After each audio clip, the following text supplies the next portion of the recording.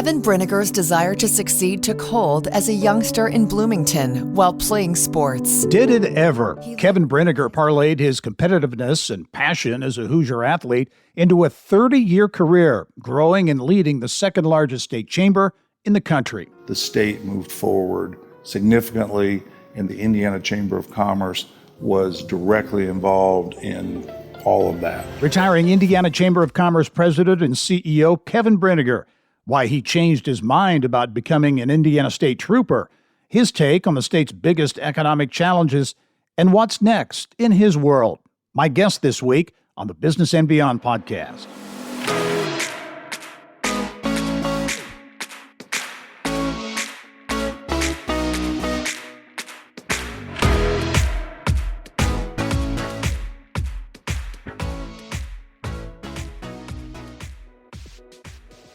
There are machines of all ages and makes in use today.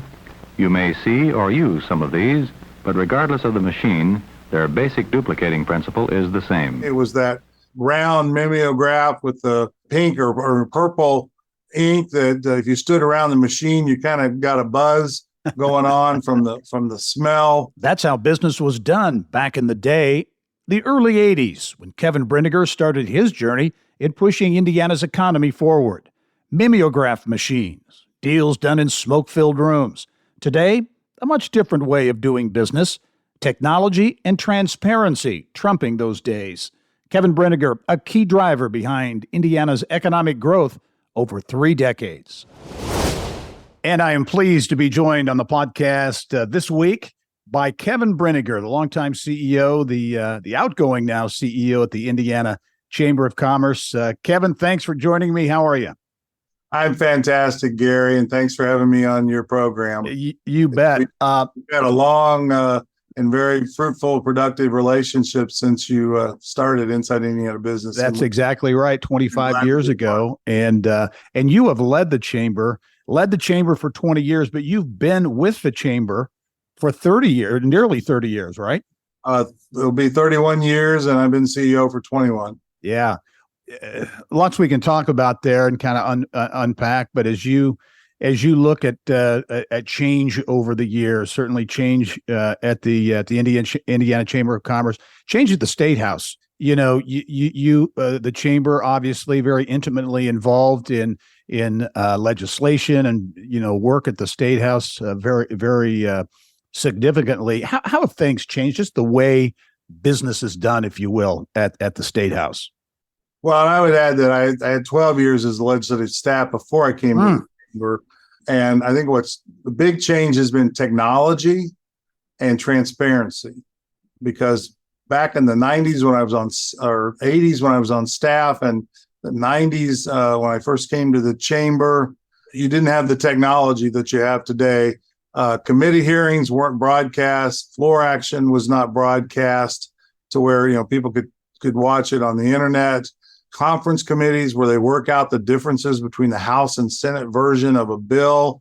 Now they have to be posted at least a couple hours in advance. The meetings have to take place in committee rooms inside the State House, and they're broadcast. In the old days, a conference committee might take place in a hotel room or in the bar over at the Columbia Club or whatever, and you had to be connected to one of the 4 conferees to even know where the meeting was being held and what was. I'm envisioning smoke-filled rooms. Yes, was that what it was like back then? It was the classic smoke-filled room. By very early days, and even I'm told before I started at the Legislative Services Agency in 1981, they didn't print their own bills. They got shipped out to a company called Central Publishing was over in Lockerbie.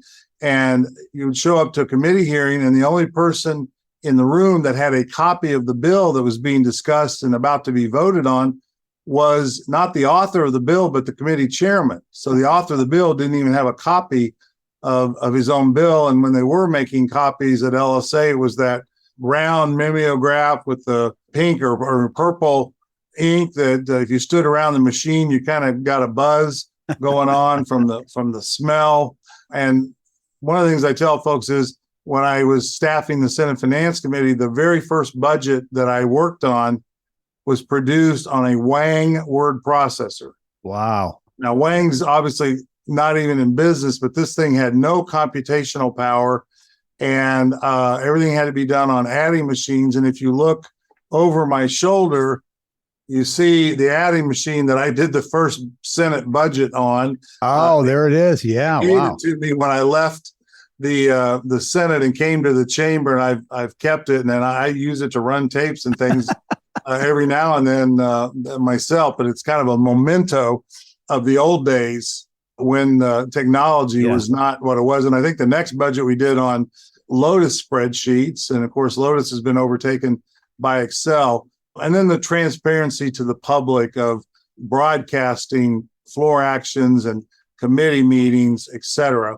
I think those are the big changes. I mean, and over in the House, not so much in the Senate where I worked, you'd have members voting for each other, like, hey, I'm going to go play golf, and just vote me green or vote me red every time, or vote me the way you're going to vote. Yeah.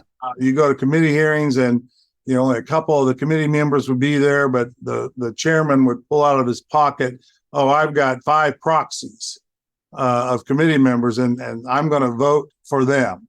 All that's gone. You have to be present yourself to cast a vote for yourself, as it should be. Yeah. As you think back over your time at the State House, been involved with so many pieces of legislation, was there one bill or one issue that sticks out as the toughest, the most difficult, challenging over your career? Well, there are several. Personal favorite bill that was extremely tough and actually cost the legislator his seat for voting for it was daylight savings time. Oh, yeah, right. That was, a narrow vote.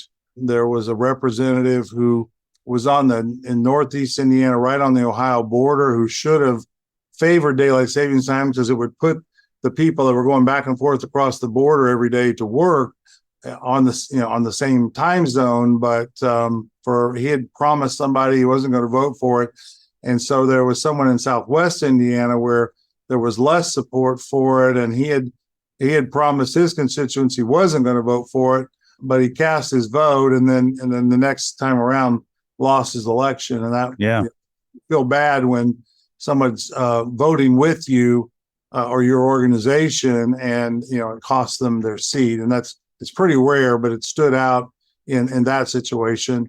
Right to work was another major accomplishment, both for private sector workers in 2012, but going back to 1995, passing right to work for teachers. And it really, frankly, has diminished their power and influence in the State House, because they don't just have money flowing in automatically. They have to go, sell their memberships just like we do. Another issue certainly that was contentious. I'd be interested in your remembrance of that time, but was Governor Pence's Religious Freedom Restoration Act, RFRA. How because there have been a lot said about it, at the time, and certainly CEOs came together, the chamber came together in opposition to that. There's a lot of talk about technology companies, other businesses that would boycott or leave the state. How serious was that time, that period for that with that issue? It was a very intense period of time. We had testified, and we're frankly one of the only organizations that testified against the bill as it moved through the legislative process.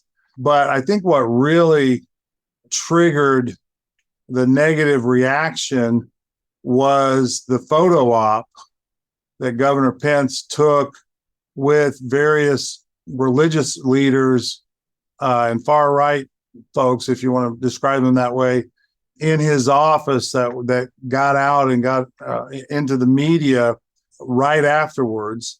And, there was an immediate backlash. And I remember being the day after, I believe it was, the bill was signed, in a meeting with several of our CEOs, representatives from the city, the NCAA, in the governor's office that Friday afternoon, and then talking to what was then Speaker Bosma and President Pro Tem David Long for many minutes, if not hours, over that weekend, to begin crafting what became known as the RIFRA fix and building the relationships. And we had a number of our CEOs weigh in, and were marching into both the speaker's office and pro tem and the governor's office. But it was a very intense time. And I was pleased that we were collectively able to turn that around in literally a week's time. The governor took some real hits as a result of that. I think his appearance on the Sunday morning talk show and not kind of refusing to answer the question that was asked of him was very damaging. Certainly the chamber involved in so many issues. And for so long, the Indiana Chamber of Commerce has been regarded and rated, if you will, as one of the top chambers in the country. In fact, you were just named the top chamber, right? In the United States, first time ever for that. That's quite an honor. And I think from your standpoint, I know as you're leaving that role, probably a nice award as you leave the office. I've referred to it in game show terminology. I've said it's a really nice parting gift. Right. I am. Our staff is so jazzed about it, and I'm so pleased for them and proud of them. We are the second largest state chamber in the country. We're not by any means the second largest state. We have been able to punch above our weight class for a number of years, thanks to the great people that I have on our team. Over half of our staff have been with the chamber for more than 10 years. I've got 2 employees that next year will celebrate their 40th anniversary with the chamber. Our senior leadership team is all north of 20 years, and they believe in our mission, and carry it out with gusto. And we have strong support from the business community, because that second ranking is based on membership size.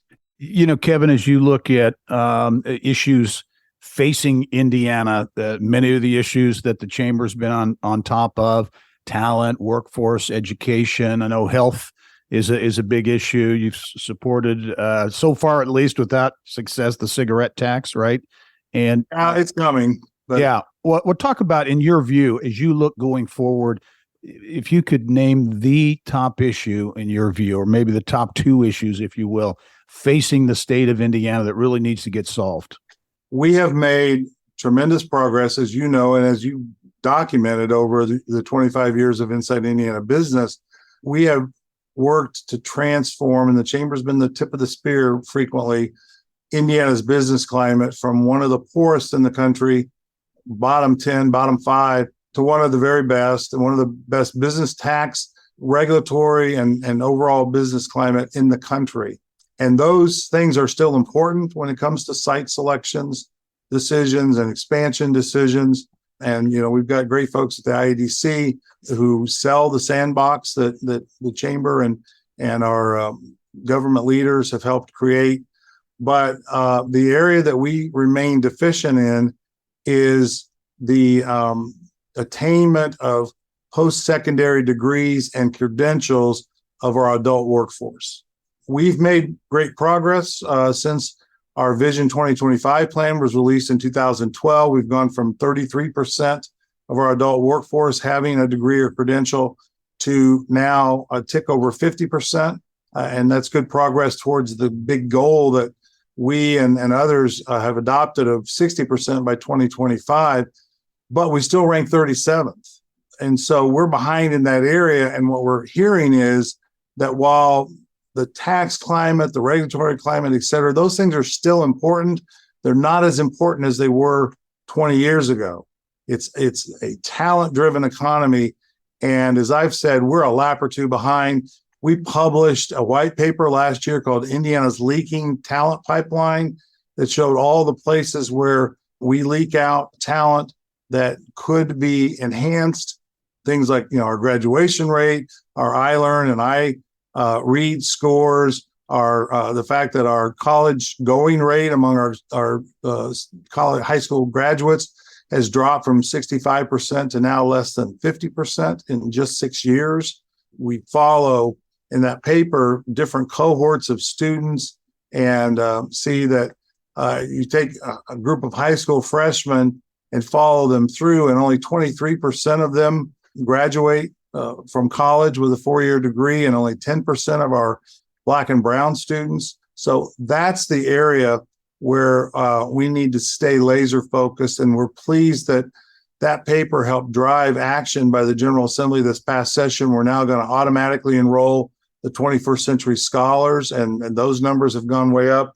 We're going to create an expectation with an opt-out that all families fill out the FAFSA form, the federal application for free student aid, and because we have one of the lowest FAFSA filing rates in the country and the lowest in the Midwest, and states that have passed this legislation have seen their rates go up to top 5, top 10 in the country.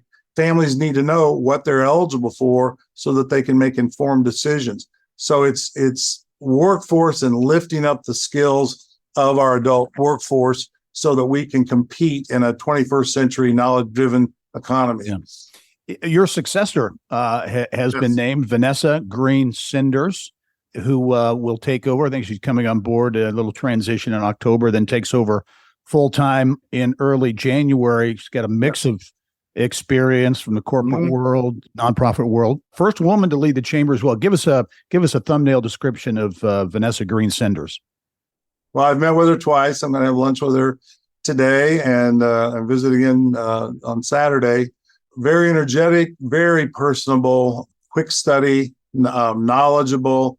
Obviously, she's got a lot of people to meet and with respect to legislators, governor's office, business community, et cetera, having lived here for a short period of time, but her husband has roots here and she'll hit the ground running. She connects very well with people. I think you'll find that to be the case. And I know you either have or will very soon spend some time with her, and you'll pick up on that right away. Much more with outgoing Indiana Chamber of Commerce CEO Kevin Brinegar. When we return, we'll talk about growing up in Bloomington and a lot more when the Business and Beyond podcast continues.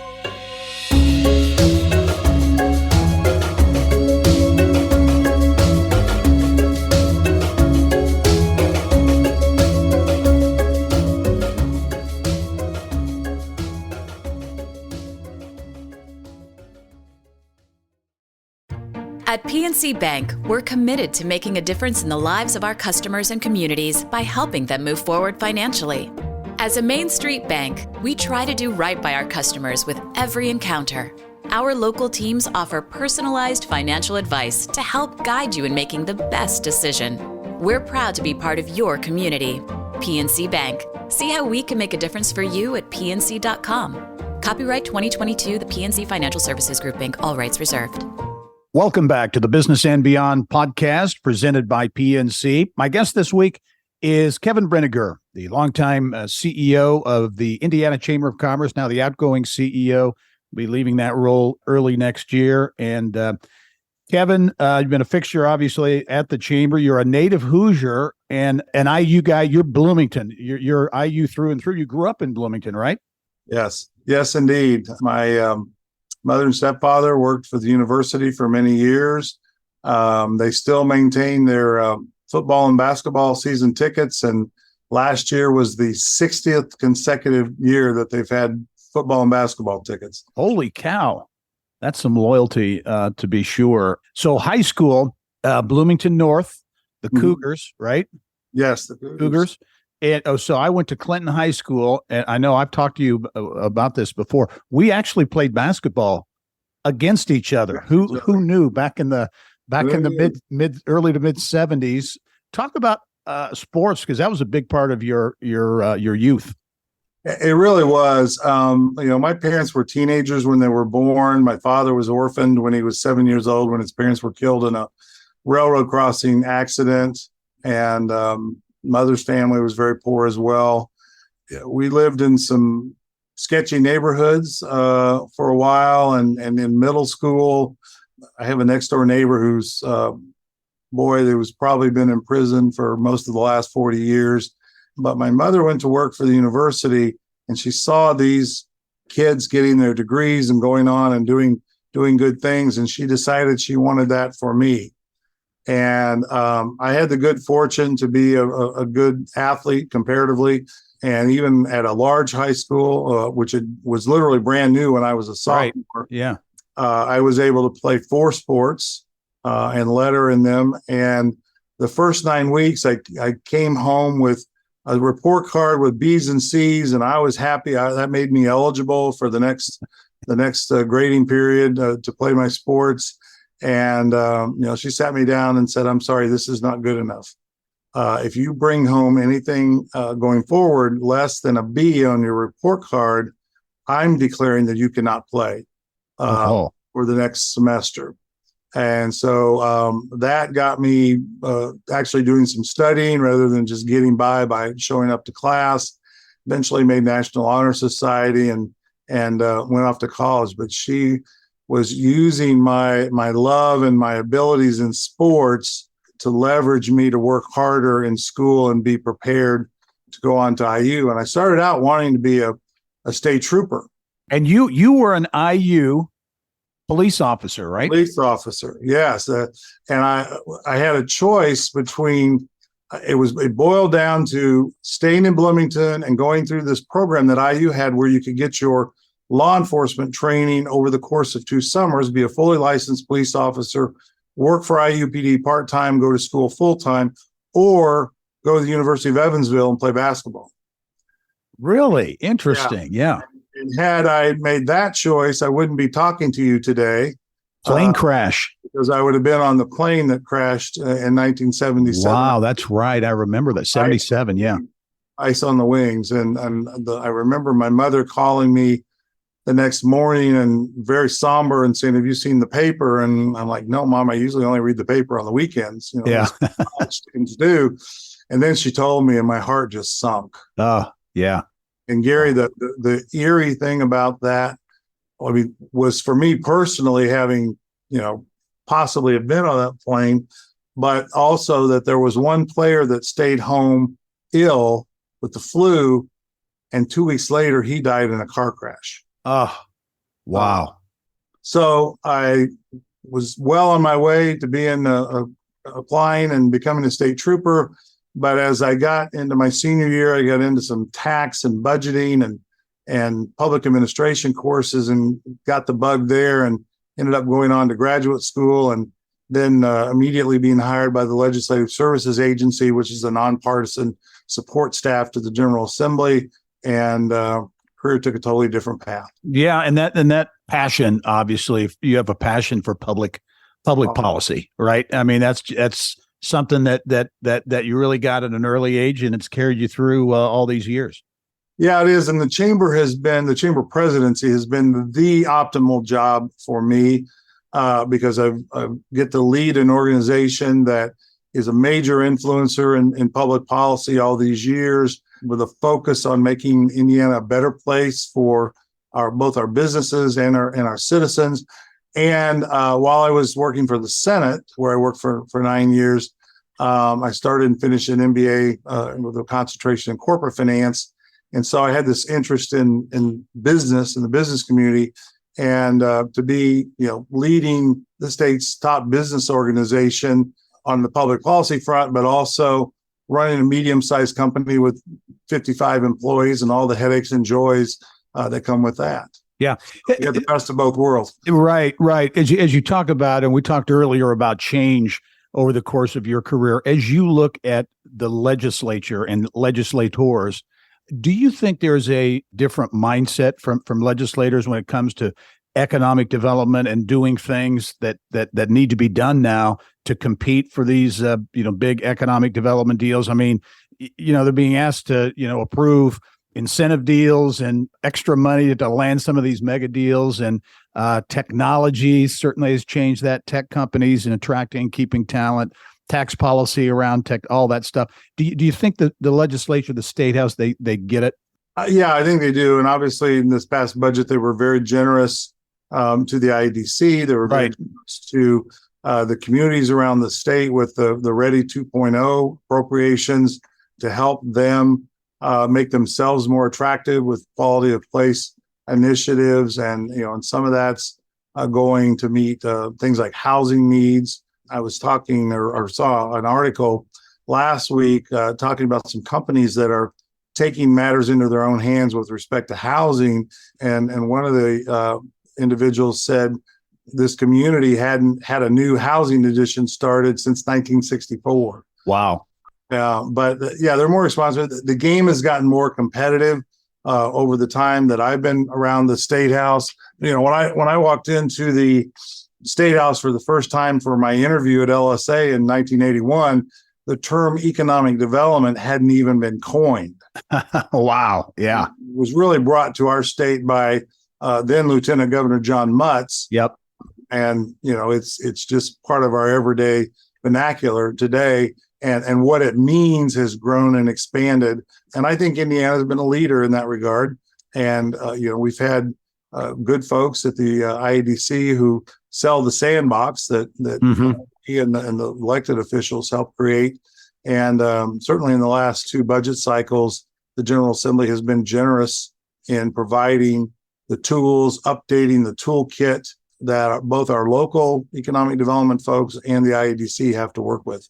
So what's next for Kevin Brinegar in retirement? So you'll be officially leaving the first week in January of next year.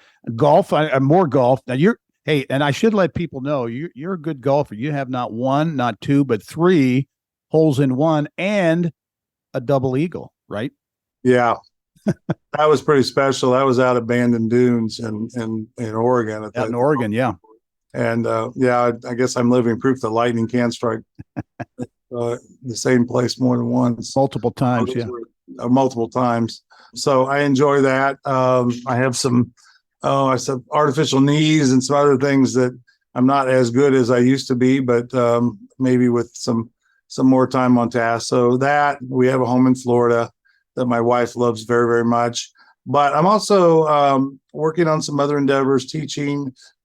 Executive and performance coaching is something that I would see as a way to give back and help some younger up and coming managers and executives. So working on that. I've got my lawyer son is helping to set up the paperwork for a little consulting company. And then I have responsibilities for the chamber for a whole nother year and through an agreement that was part of the succession planning. So I'll be available to help our new president, Vanessa, and the staff here build and grow the chamber and take it to even newer heights. Well, Kevin, it's been a real treat to catch up with you, and want to congratulate you on a really great career that has had real impact for Indiana. And certainly I've valued all these years, your partnership and your friendship as well. Wish you nothing but the best. And I look forward to getting out on a golf course maybe with you here before long. Once things slow down a bit. Let's do that. And Gary, I've been so blessed to have gotten to know you, and we were one of your very original content partners when your show was getting off the ground. And now you've got anybody and everybody chasing after you, wanting to get on your show and in your newsletters. But I really value very, very deeply the friendship we've established and the partnership between the chamber and Inside Indiana Business and IBJ Media. Kevin Brinegar, the outgoing chamber, longtime CEO of the Indiana Chamber of Commerce. Kevin, thank you again. And thank you for joining us on this episode of the Business and Beyond podcast presented by PNC. It's a weekly conversation with achievers in business, sports, entertainment, and beyond. And you can download all of our episodes and get Indiana business news 24/7. All you have to do is go to InsideIndianaBusiness.com. I'm Gary Dick. Thanks for joining us. We'll see you next time.